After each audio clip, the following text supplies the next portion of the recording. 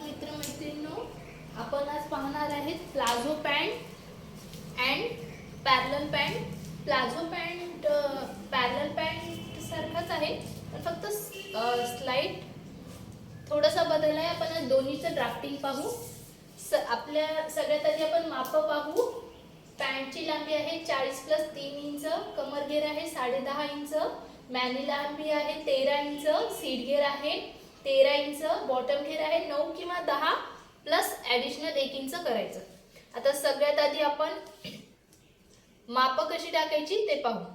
सगळ्यात आधी आपण पॅन्टची लांबी घेणार आहे 40+3 इंच, म्हणजे हे 43 इंच. त्याच्यानंतर कमरघेर घेणार आहेत आपण 10.5 इंच.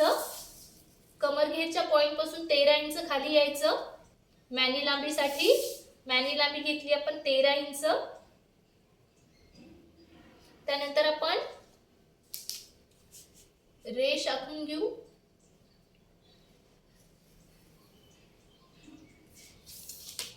त्याच्यानंतर आपण सीट घेणार आहे 13 इंच. हे 13 इंच आपलं सीट घेर झालं. आणि नेहमीप्रमाणे 45 डिग्री मध्ये टेप ठेवायचा आणि 1 इंचाचा मॅनीचा आकार द्यायचा. आणि हा झाला आपला मॅनीचा आकार. आणि जिथे आपण पॅन्टची लांबी, उंची किंवा लांबी घेतलेली आहे तिथे आपण बॉटम घेणार आहे. बॉटम घेर आहे आपला तयार 10 इंच प्लस 1 इंच केलं झालं 11 इंच. त्याच्यानंतर आपण प्लाझो पॅन्ट मध्ये स्लाइड इथून आकार घ्यायचा, हा कर्व आकार घ्यायचा आणि त्याच्यानंतर हा स्ट्रेट जोडून घ्यायचा.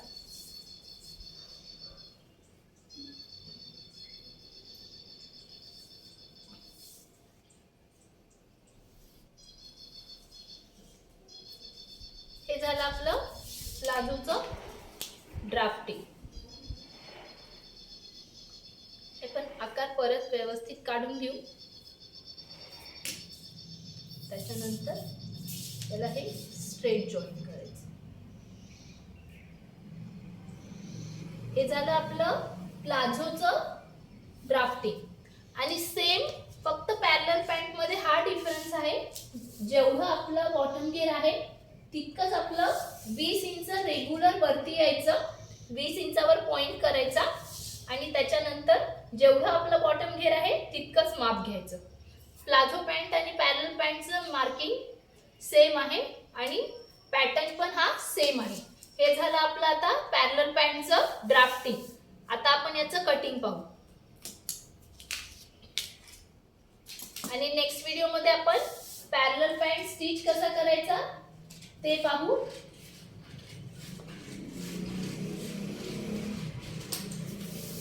व्हिडिओ आवडला असेल तर लाईक करा, शेअर करा, कमेंट करा.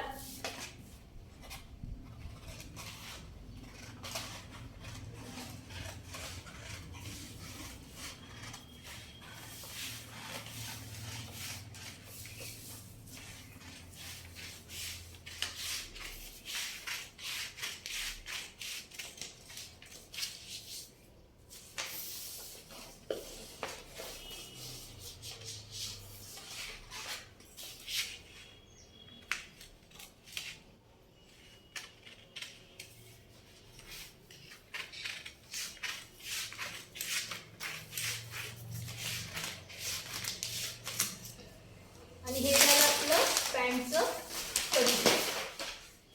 आता आपण हे ओपन करून पाहू की हे कसं दिसतं. आणि हे आपले असे दोन पीस निघतील.